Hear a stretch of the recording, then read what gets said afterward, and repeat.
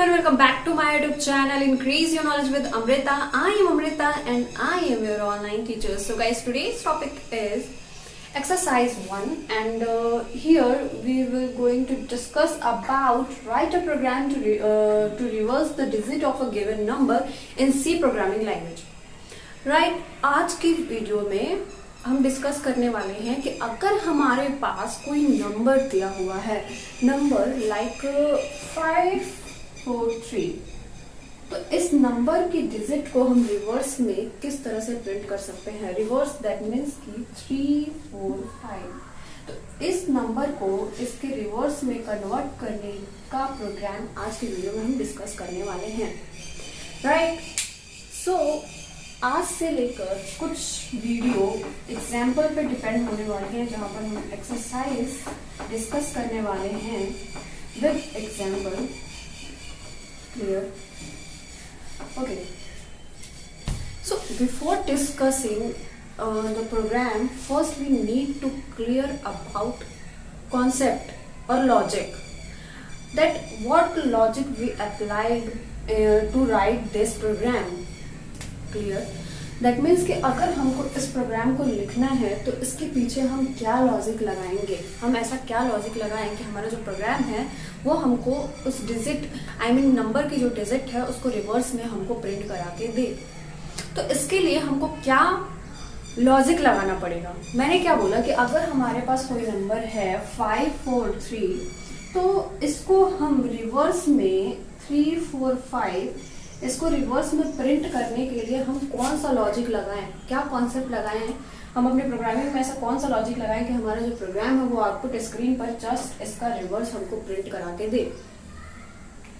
So first of all हमको क्या करना पड़ेगा कि अगर हमारे पास ये नंबर है, फॉर एग्जाम्पल अगर हमारे पास 543 है, राइट, ये हमारा क्या हो जाएगा, ये हमारा ओरिजिनल नंबर हो जाएगा. क्लियर है? तो इसके लिए हमको एक वेरिएबल लेना पड़ेगा, इसको स्टोर कराने के लिए हमको एक वेरिएबल लेना पड़ेगा. राइट, तो हमको एक वेरिएबल इसके लिए लेना पड़ेगा. क्लियर? सेकेंड वेरिएबल हम लेंगे रिवर्स प्रिंट कराने के लिए. क्या लेंगे? सेकेंड वेरिएबल हम लेंगे रिवर्स को प्रिंट कराने के लिए. दैट मीन्स कि अगर हमको ये मिलता है तो इसको भी तो कहीं स्टोर करना पड़ेगा. इसको स्टोर करने के लिए हमने एक REV रिवर्स नाम का एक वेरिएबल ले लिया और इसकी जो वैल्यू है हमने 0 असाइन कर दी. क्यों असाइन किया उसको अभी आप समझ जाएंगे.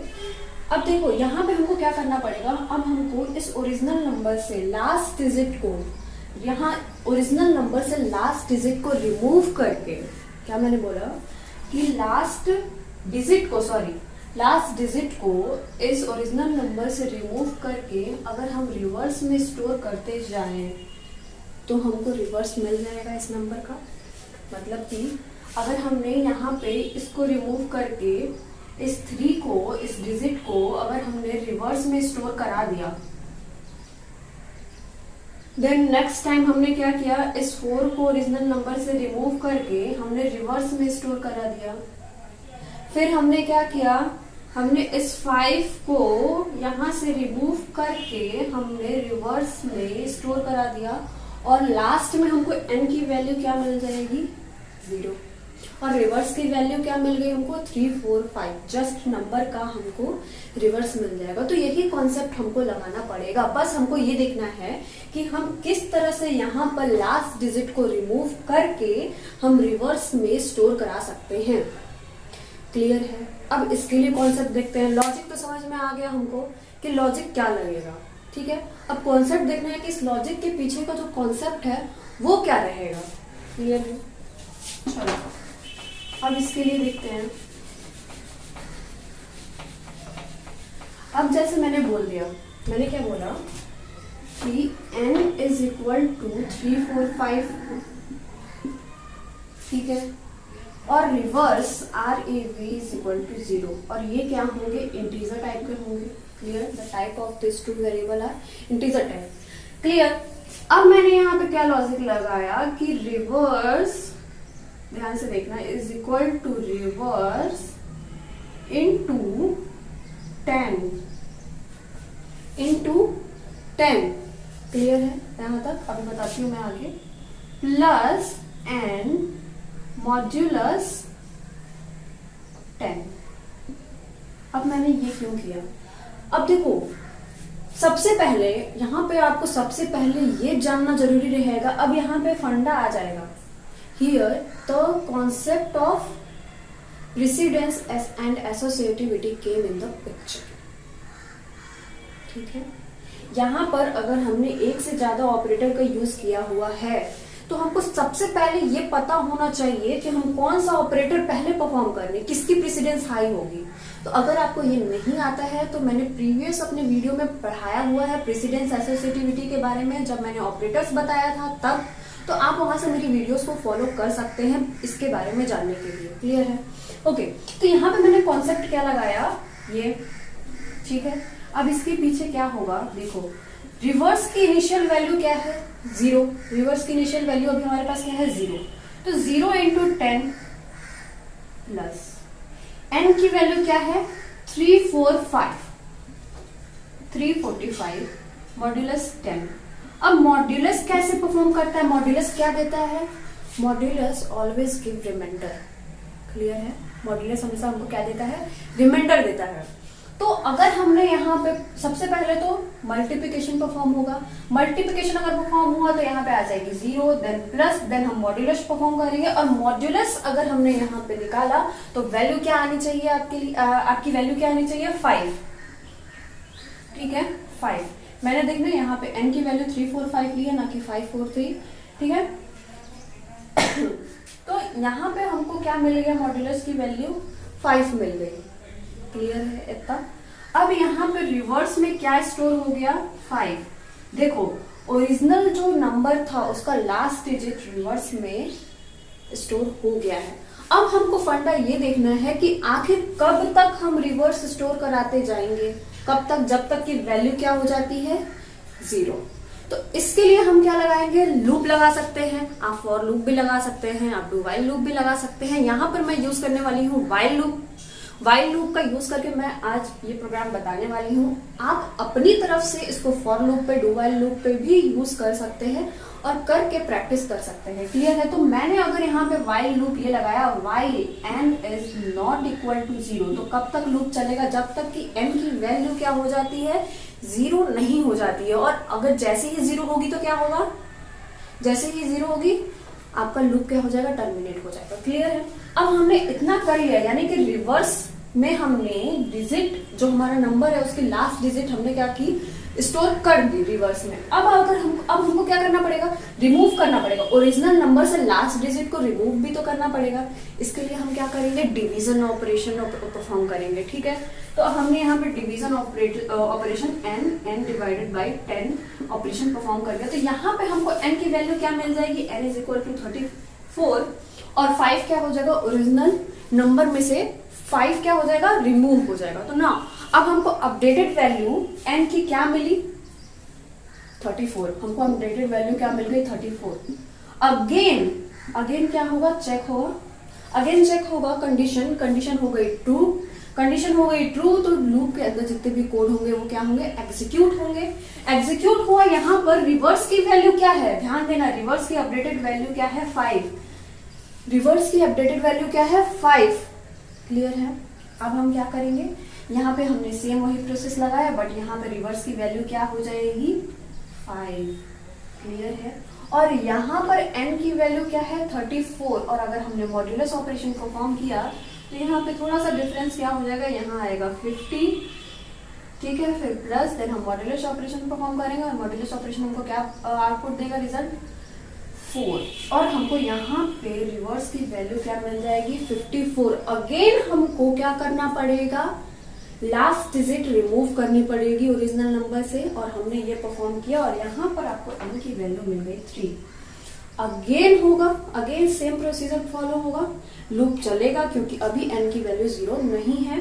अगेन यहाँ पे रिवर्स की वैल्यू आपको क्या मिली है, अभी 54 है। रिवर्स की वैल्यू अभी क्या मिल गई आपको, 54।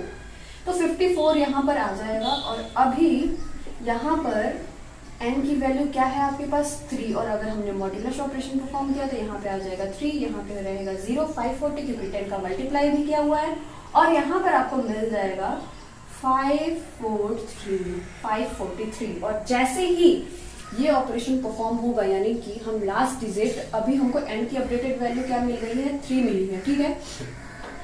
तो जैसे ही ये ऑपरेशन परफॉर्म होगा 3 डिवाइडेड 10, आपको आउटपुट स्क्रीन पे क्या मिल जाएगा, 0। आई मीन n की वैल्यू क्या मिलेगी, ना कि आउटपुट स्क्रीन पर n की वैल्यू क्या मिल जाएगी आपको, 0। अब कंडीशन हो गया फॉल्स, और जैसे ही कंडीशन होगा फॉल्स, आपका क्या होगा, ये लूप होगा ब्रेक। और अगर हमने रिवर्स की वैल्यू प्रिंट करानी है तो यहाँ पे हम प्रिंट एफ और यहाँ पर रिवर्स के लिए कोड लिख देंगे प्रिंट कराने के लिए। क्लियर है। तो ये कॉन्सेप्ट, ये लॉजिक लगा हुआ है अगर कोई नंबर दिया हुआ है उसकी डिजिट को रिवर्स में प्रिंट करने का। सो आई होप कि आपको इसका लॉजिक समझ में आ गया होगा, कॉन्सेप्ट समझ में आ गया होगा। लेट्स डिस्कस प्रोग्राम हम डिस्कस करने वाले हैं इसकी प्रोग्रामिंग, जिसको हम कैसे प्रोग्राम करेंगे, ठीक है। देन इसके बाद मैं आपको रन करके भी बताऊंगी कि किस तरह से ये आउटपुट देता है।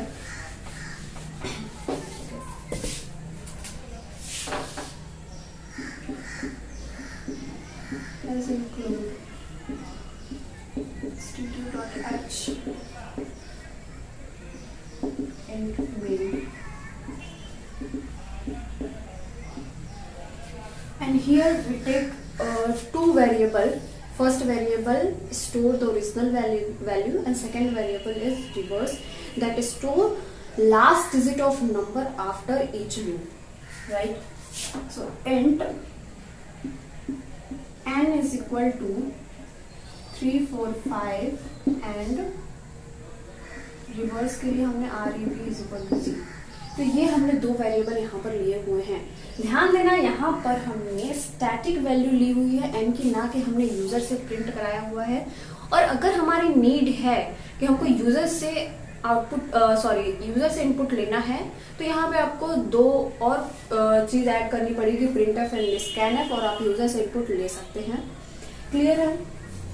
अब यहाँ पे हम बात करेंगे कि लॉजिक क्या लगेगा। हमने यूज किया while loop, while n is not equal to 0, जब तक n की वैल्यू 0 नहीं होती है। फॉर एग्जाम्पल, अगर आपके पास एक ऐसा नंबर आया जिसकी वैल्यू ऑलरेडी 0 है,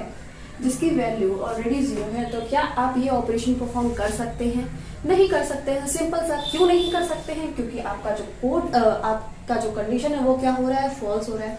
तो आपका जो कंपाइलर है वो लूप के अंदर जाएगा ही नहीं, ठीक है। 3, 4, 5 ओके।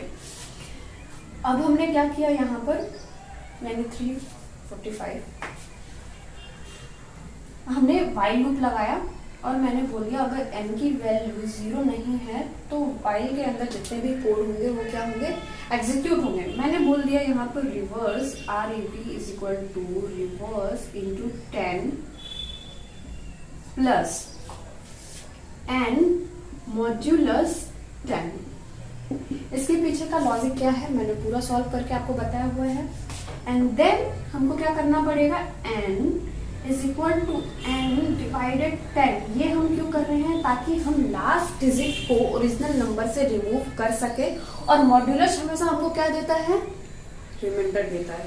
तो यहाँ पर हम यूज कर रहे हैं लास्ट वैल्यू को स्टोर करने के लिए, बट यहाँ हम यूज कर रहे हैं ओरिजिनल वैल्यू में से लास्ट वाली वैल्यू को रिमूव करने के लिए। क्लियर है। ध्यान देना, एक जगह हम क्या कर रहे हैं, लास्ट वैल्यू को स्टोर कर रहे हैं और एक जगह से हम लास्ट वैल्यू को रिमूव कर रहे हैं। क्लियर है। ओके तो जैसे ही आपका ये हो जाएगा, यहाँ पर मैंने लिख दिया प्रिंट एफ %d और रिवर्स मैंने प्रिंट कर दिया और ये हमारा हो गया रिटर्न 0 और ये हो गया क्लोज मेन बॉडी।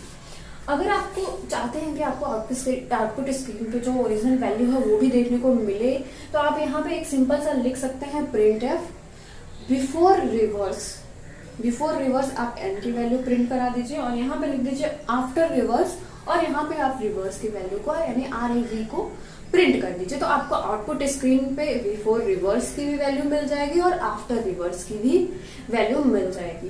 क्लियर है? तो यहाँ पर हम देखेंगे, यहाँ पर क्या होगा, सेम चीज होगा जो मैंने अभी तुरंत डिस्कस किया हुआ है। यहाँ पर कंपाइलर रीड करेगा, कंडीशन ट्रू होगी और ये ऑपरेशन परफॉर्म होगा, ये ऑपरेशन परफॉर्म होगा। यहाँ पर रिवर्स की वैल्यू क्या हो जाएगी, 0 है। स्टार्टिंग में हमने क्या दी हुई है रिवर्स की वैल्यू, REV, दैट मीन्स मैंने रिवर्स को शॉर्ट फॉर्म में लिख दिया है। रिवर्स की वैल्यू हमने क्या ली हुई है, 0 इंटू 10 एंड n की वैल्यू क्या है 345। यहाँ पे मॉड्यूलेशन ऑपरेशन क्या परफॉर्म करेगा, हमेशा लास्ट डिजिट देगा।